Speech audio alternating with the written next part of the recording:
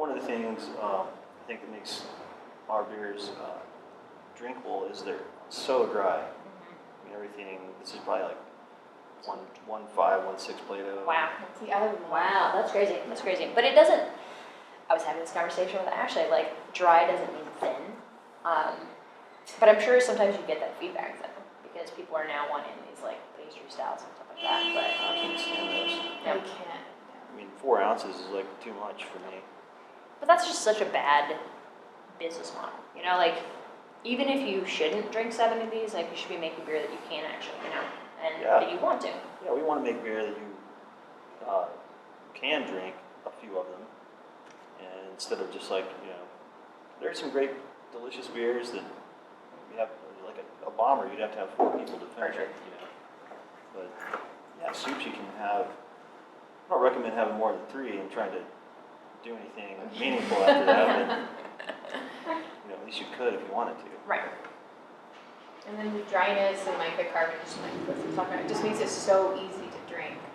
Like, I'm not a drinker and I haven't ever really been, which Calista finds very amusing because I was a brewer, am still, or do I want to be? Whatever.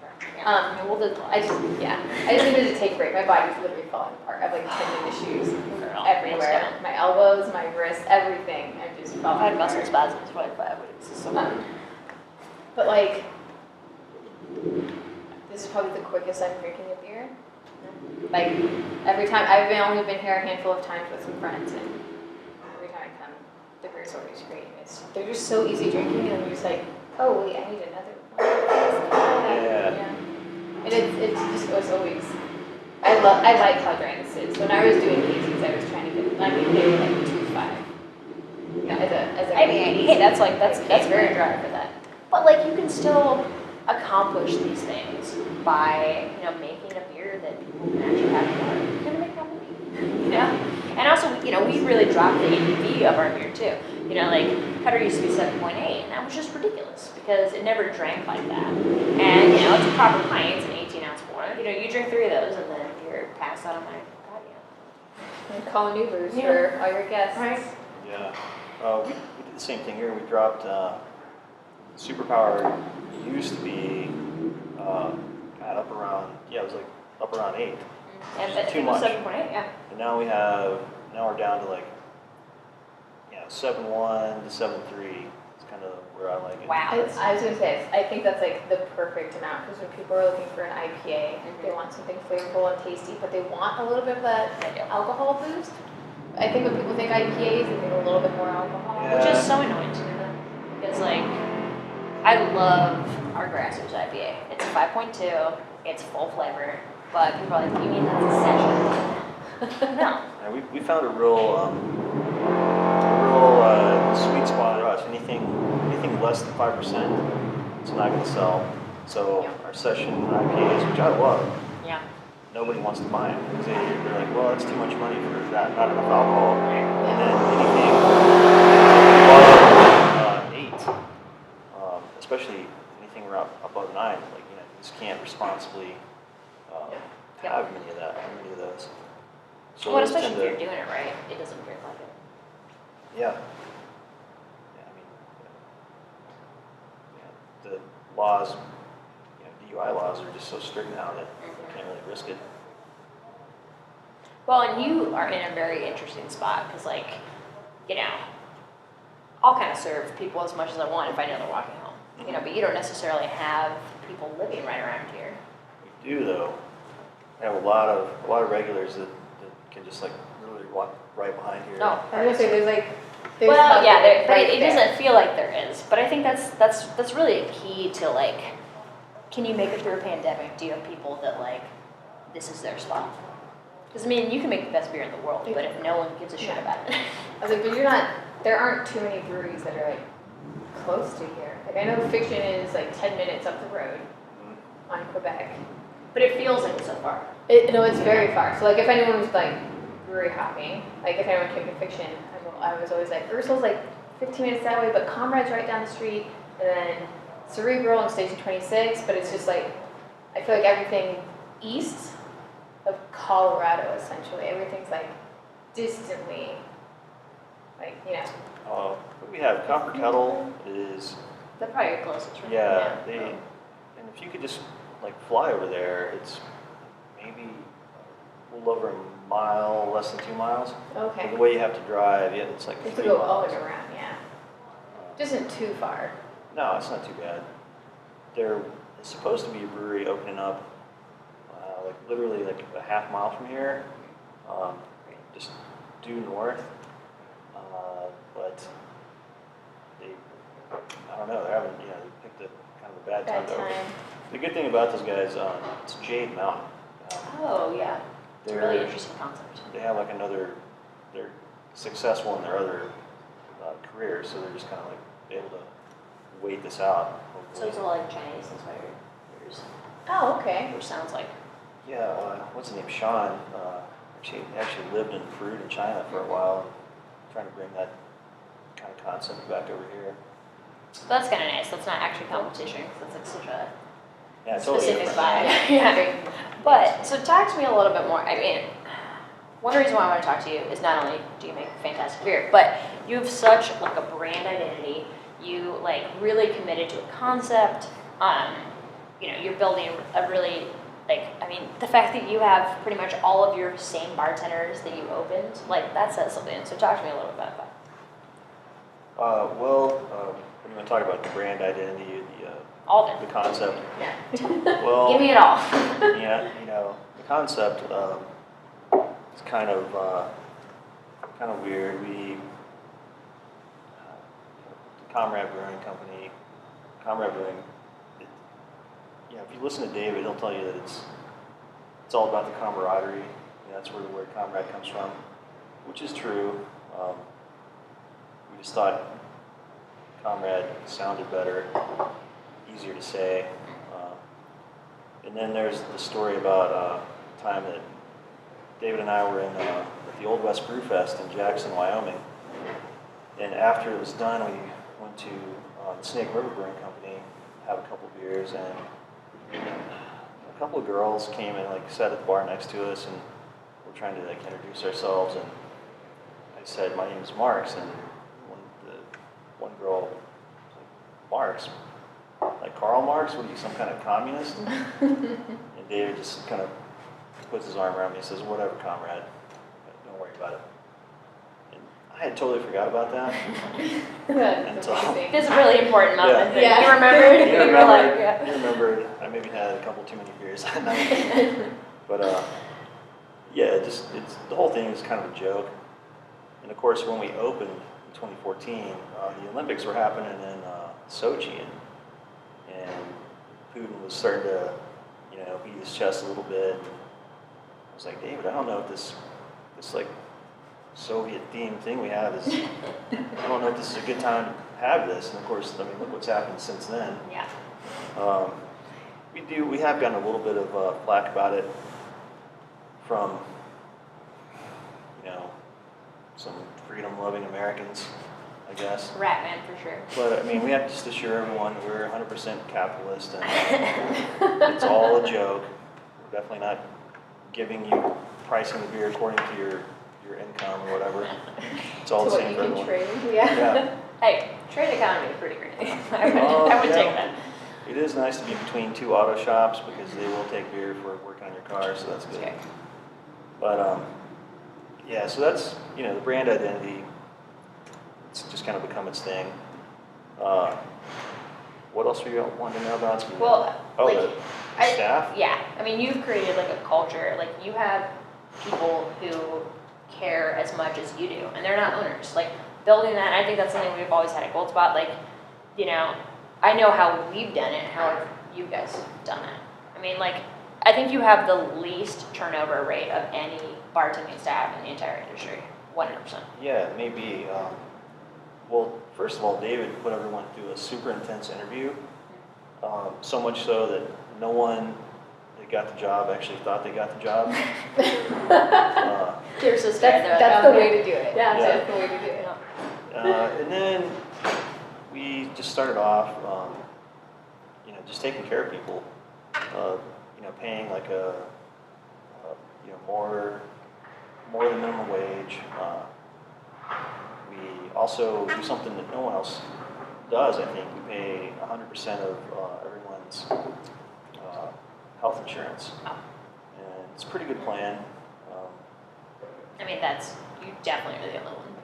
Yeah, I've never heard anyone. I mean, maybe someone, 10 Barrel, but like of an independent brewery, 100%. Yeah, the benefits here are really nice. They're pretty easygoing people. It's really, all we're wanting you to do is pour beer and be nice to people and accept the payment for it. You'd be surprised.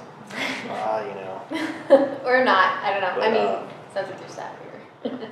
No, I think, David's philosophy was just if you treat people well, they're going to stick around, and, he doesn't like interviewing people. Nobody likes interviewing a bunch of people and doing that whole process. So, in an effort to avoid that, we just, we just treat everyone as well as we can. And in return, they do a good job here.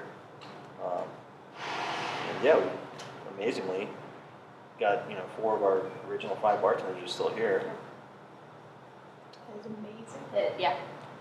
Well, and I could talk about staffing and the importance of that for years, but because we can make the best beer in the world, but if we don't have a good person to sell that beer, it doesn't really matter. And if you have a bad person selling your beer, which we've had before, like it makes my beer taste worse. It's a whole experience. Like it's not actually that hard when you break it down to like what works, but it's actually really hard to have all these things working so evenly together. It's a challenge. It is. We definitely have people come in that, for whatever reason, might not be happy, and then you have to address that. But for the most part, it's been working out okay. We do, like we talked about before, actually have a lot of residential right around here. And you wouldn't know it. I mean, we're in like in a Right, it just doesn't feel light like it, industrial area. Yeah. But there's a lot of like rental properties like all around, and then even some homes just south of here. And that's one of the things that a couple of guys in Baker City told me. There were a couple of guys that owned a coffee roaster up there. And when they heard I was coming down here to start a brewery, one of the things this guy told me was, he's like, well, you have a location yet? And I'm like, no, we're looking. He's like, let me tell you, we need to find like light industrial. It's surrounded by a lot of residential. It'll be fine. It's worked out. So many regulars that come in every day. We actually, I don't know if this is cool or not, but sometimes we like take bets on who's going to be the first regular to come in that day. And, We definitely do that too. yeah. Yeah. And then you're like, ooh, am I like promoting alcoholism? It's also, it's really funny too, because like we know the regulars' vehicles, so when they come around from Colfax or like to Fiction, like they walk in the door and there's like already a beer sitting at a table because they're the first person in the door. They're like, thanks. Oh, We have a regular who he's an older guy and he always loved this pale ale. That's the only thing he would drink, and then we stopped making it. And so we've moved him on to like the other IPAs and other hoppy sort of things. It's probably really hard for him. It was at first, but now he's like very opinionated about them. He's like, this one isn't good, or this one is, and I'm like, oh my gosh, this is very difficult. But it's when we don't see him for like a handful of days, we're like, has anyone checked in on Randy? Is he okay? Someone reach out to his wife, like, how's he doing? He works for TSA, so we're like, well, maybe something happened at the airport and he's sick. He's older, and we're just worried about him. But yeah, it's like, has he come in yet? Yeah, you have your bar flies. We just call bar flies. Same thing here. If we don't see certain people by a certain time of the day, start getting worried. For sure. Like, does anybody know what's going on with this person? So, I mean, I guess that kind of plays into the camaraderie in the community. I mean, isn't that kind of why we do it? Because it's like, I worked 15 hours yesterday, but I still wanted to have beers with my regulars after my shift because, like, I love what we've created together, and like, they're so invested. Like, if we had to be like, hey, pandemic, like, let's do a GoFundMe, they'd be like, I'm cashing out my retirement for this shit, and it's like, I think like focusing on that is just as important as making the best beer possible, if not more important. Right. Because especially in a place like here, and really pretty much anywhere now. I mean, it's, where is there a spot you can open a brewery that's not kind of getting saturated? I mean, I moved from Cincinnati 6 years ago, and now there's like 110 breweries there. It's,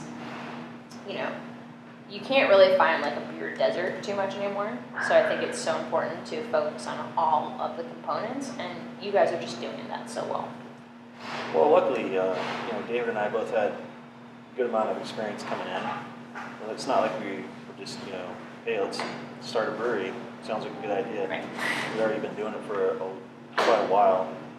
So, and he runs most of the admin and the business side of it, and then I do the brewing side of it, and it's been working out great. And I do know some owners that try to do all of it, and it's super hard. I mean, I don't know how you can do it. We started about the 15-hour day yesterday.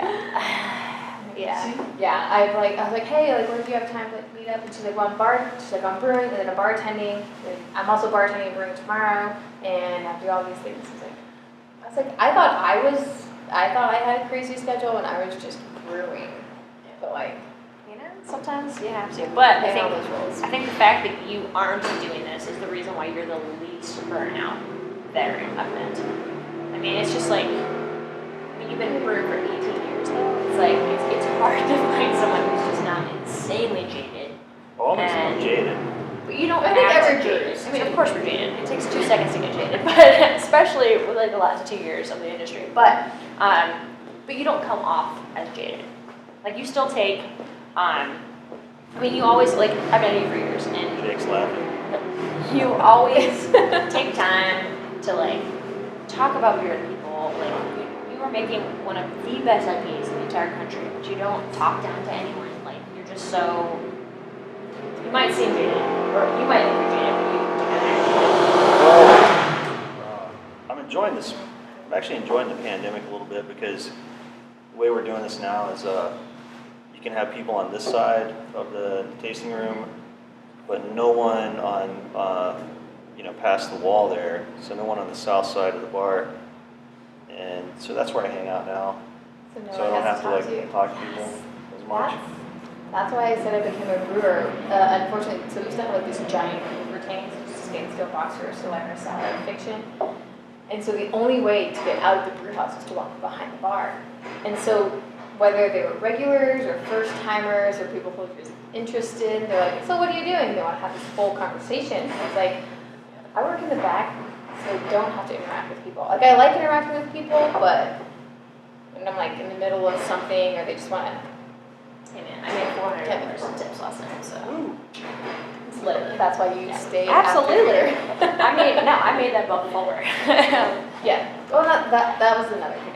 But I think it's also important to know what you're good at too. Like, there are some really in their own head brewers that should never be running a bar. But then sometimes they are. And you're like, don't.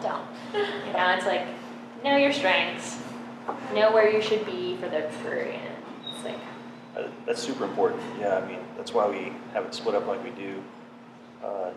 David doing all the money, we're doing the beer, then we have our front of the house manager, and then the staff. They've been here long enough; they know what to do. So you don't really have to. they're self-policing at that Yeah. point. And that's like so, bringing on even just one core bartender, like hiring Amanda was the best thing we ever did, because, she's been there for 2 years, she gives a shit, and I don't ever have to like tell her anything. She just comes in, tries to slay for the business, cares about it, makes money by doing that too. And it's like, it all kind of works together, but replacing those people can be so hard too. Mm-hmm. Yeah, we think about that all the time. Like, what if somebody does get ambitious and wants to do something with their life? And they want to go somewhere else, then what are we going to do? Yeah. But, making a place that people don't want to leave is, interviews are the worst. And especially when it comes to like bar staff, you don't really know if they're good or not until they start working. Mm-hmm. And then you don't actually know if they're good or not until you have regulars that will tell you if they're shitty. Yeah. And that's kind of great too. But this new bartender, calm down. But That's- you know, if you can create a place that like no one wants to leave, and you actually treat them well, then they won't. Yeah, that's super important. Yeah, take care of people and they take care of you. That's the idea, right? So how many outside accounts are you in? I believe it's somewhere between 50 and 75. Okay. And yeah, Jake would know. And not all of them are steady. Probably half that number are like pretty like every week kind of things, and then some are less frequent. Has the pandemic changed that? Like COVID? Yeah. I mean, I'm sure it has, but Definitely like has how? for us. Well, Has it changed it full time or yeah. some minimal change? No, it changed a lot. I mean, when the pandemic started, we had gone from about 50% of our production volume was a little bit more than 50% was sold offsite to those accounts, and it was like 48% here. Well, then wholesale, when everything shut down, that just went away completely until things reopened a few months later. And everyone's just sitting on the couch. Yeah, so we didn't like. You're like, cool, 4-month-old superpower. Yeah, Yeah. we did what a lot of people did. We stopped brewing nearly as much. We kept brewing. I think there were only 2 weeks that we didn't brew, which was weird. But we kept our mainstay beers going. Even though things were moving at a slower pace, we were still selling a good amount of beer and crowlers just out the front door. Yeah, then when things reopened, we weren't quite ready for it. Our guy Jake, he knew. He was like, things are going to reopen next week. He was like, I think in 3 weeks after that, I think we're screwed. And I was like, well, okay, man. So since you know that, just go easy on me. Let me pop back up here. But everyone was just screaming for beer because no one had any. Well, and no one was selling IPAs too, because no one wanted to like. Sit on the beer not knowing Right, how long yeah, you're sitting on it. that's a style that doesn't age very No, well. not at all. Also, the margins are just so shitty. So it's like if you are trying to sell a half-barrel IPA, like people just weren't doing it. Because they were like, no, like, do you want a Kolsch? Like I have that. But what do you think is it's shocking to me how frequently I find Superpower out in the world on a keg account, considering that you're 15, right? I was gonna ask Yeah. what size was your system and how often do you brew? Mainly for education purposes. It's a 15 barrel, and we brew, probably average would be somewhere 2 to 3 times a week. How many fermenters do you have? We got 7 fermenters. One of them is Yeah, we'll film it there. yeah, one is a 30 barrel.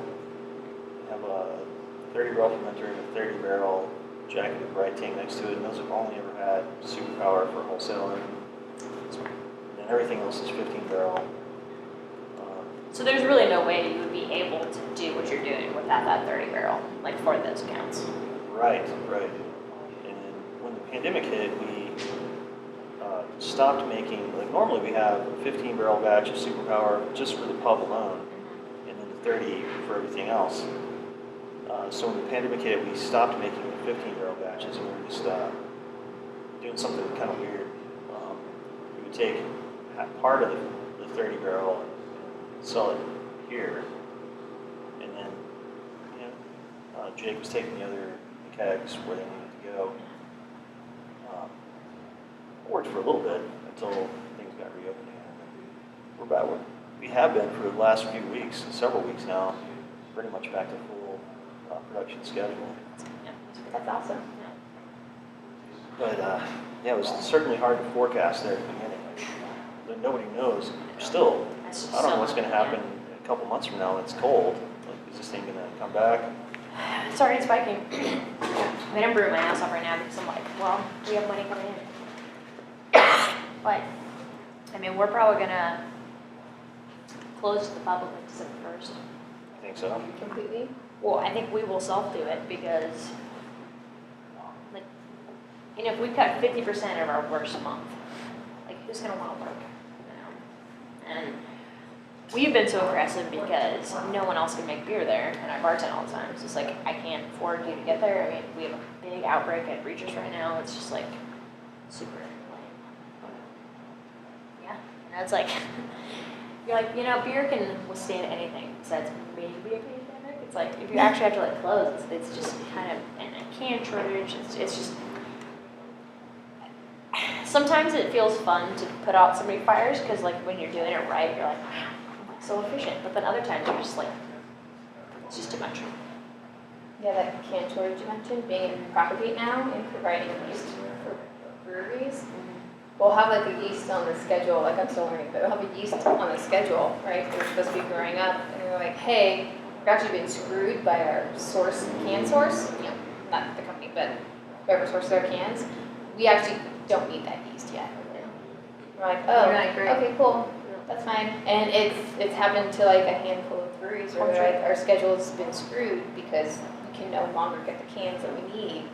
It's really messing with like what we're trying to do and putting on the schedule. So Effectively. yeah, and they can't really predict that at all. Like they're told they're getting these cans, and they're like, nope, sorry, it's actually not happening. Yeah. Well, and I don't know how much like Wyoming you use, but we use Wyoming pills as our base for pretty much everything. And it has never been as dry as it is now.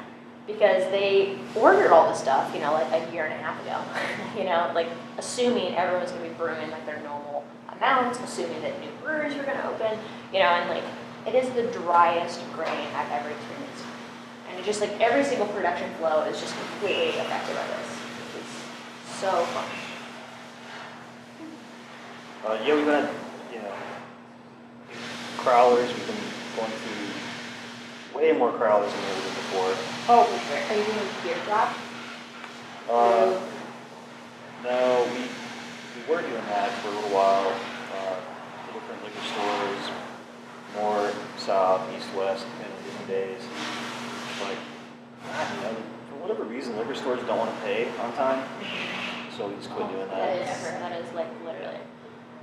We have like net 15. We don't actually enforce it. We just like would love if you pay in net 15. And all the liquor stores are like, can it be like net 45? And I'm like, are you kidding me? Like you're right? making hand with this right now. What are you talking about? What are you doing with all this money? Not paying you. But yeah, the cans, you know, we're lucky right now. We're fully stocked up on them, but something we definitely have to stay on top of. You don't know how long it's going to take. And we have resisted, you know, a lot of people have gone to like just, oh God, we've got to get rid of this beer. We have to can everything and get it out to liquor stores. We've been able to resist that. And doing okay. I mean, we're still down compared to last year, of course, but I think we're gonna make it just fine once this thing hopefully wraps itself up in a year or two, maybe. But I think like, we knew this was going to be a bad year, you know, as an industry. We didn't think it would be a pandemic, but you know, if you are setting these things up to actually sustain anything, you know, like you have people who care about your product, you know, and you have staff that is selling your product, like you have all of those things going. It can actually be like pandemic proof if you do it. But also, you know, you don't have any debt, I'm sure, because you've been open for 6 years now. Yeah.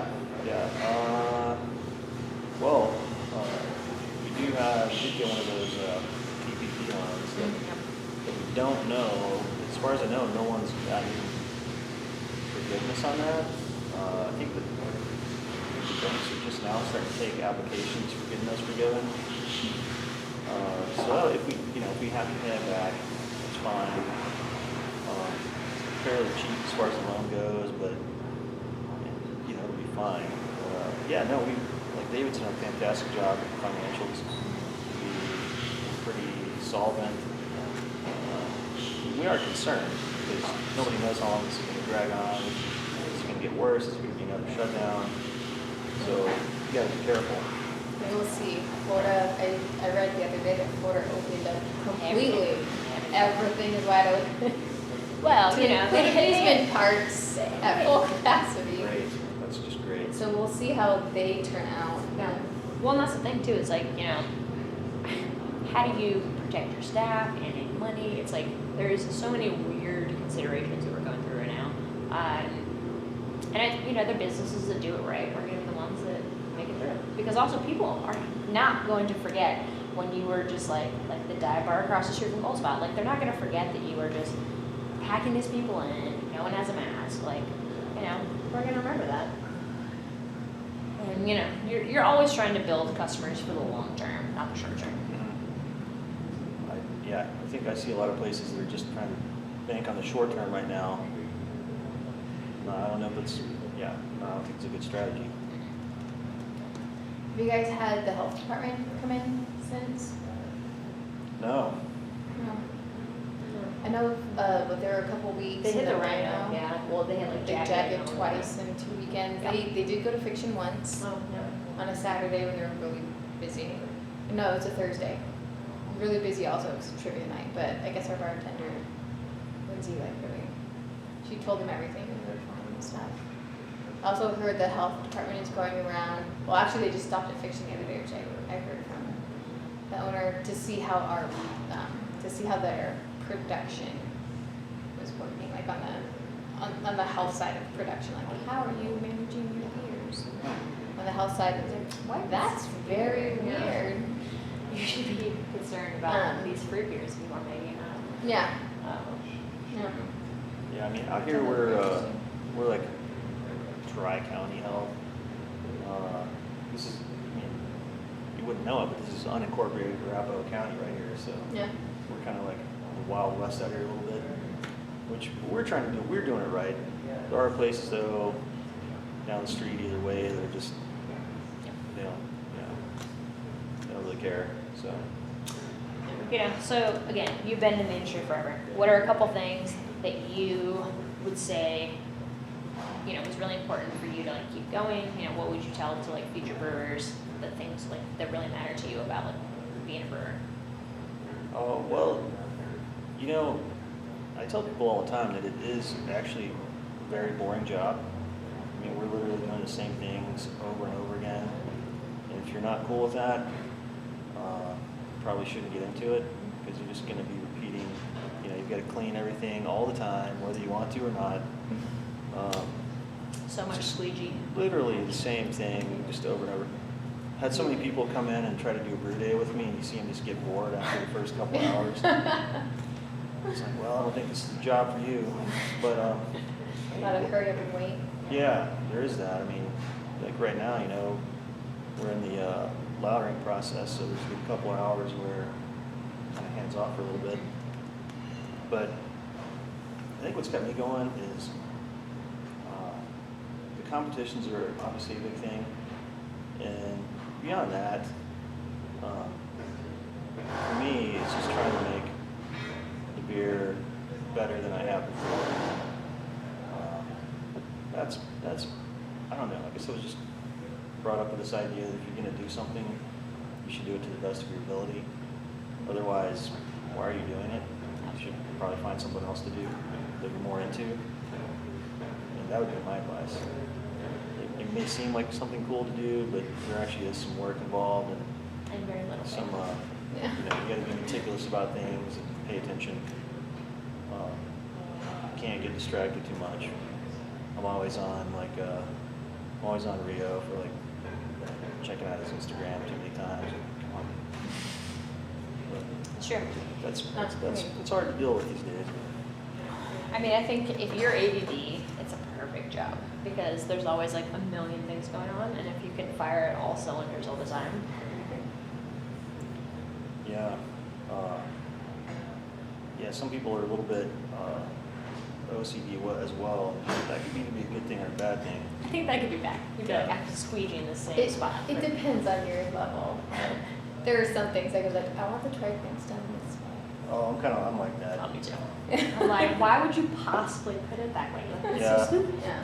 I'm like that, but Yeah. I've also learned over the years that, you know, you're just gonna have to like, not everybody does it the same way, and you're just gonna have to like kind of get used to some things. Another thing that I found important is, knowing what to, kind of like what you can get away with and like what you can not be so worried about. And I think that just comes with experience. You don't want to spend too much time like visually inspecting every gasket with a flashlight. Like you should just already know that hopefully it's clean, Yeah. like, or give it a quick look, right? Sure, but it's not going overboard here. Yeah. I agree with that. I mean, like Chris said, I love squeeging. It's like the immediate satisfaction of cleaning. Like when I tell people about brewing, I'm like, oh, I'm like 95% janitor. Yeah. And they're It's like, on my card. they're like, really? And I was like, seriously. I was like, you're basically cleaning a majority of the time, and then 5% you're like maybe doing some other stuff. But like you have to make sure everything is clean. If you're not cleaning as you're going, like things just don't end up well down the road. Right. Yeah, the squeegee, I guess that could be like the little breaking the Japanese, like, sand garden. kind of Yeah. thing. And you're just like, oh, look how clean this floor is. It's not grain or hops or true. It's just very satisfying. Before I had an assistant, there were definitely a couple nooks and crannies of the brewery that were not cleaned properly. The tanks cleaned to perfection. The outsides of the tanks, painted.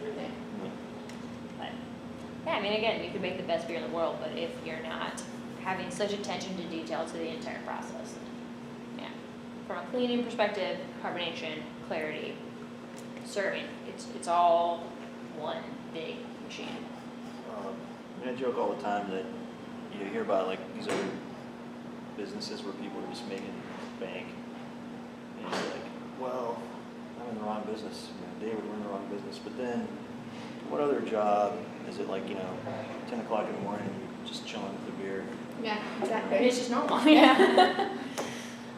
No, I mean, it's, as long as you have the right intentions, because I like to really have a healthy amount of negativity with this, because like, again, if you're not in it to win it, it's not for you. If like you don't want to care about every component, like if you just think making beer is cool, but don't want to do these other things, it's just not for you. They all matter. Yeah.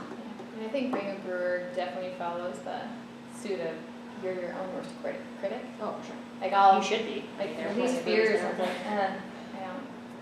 It's like not up to like the standards that I was expecting it to be.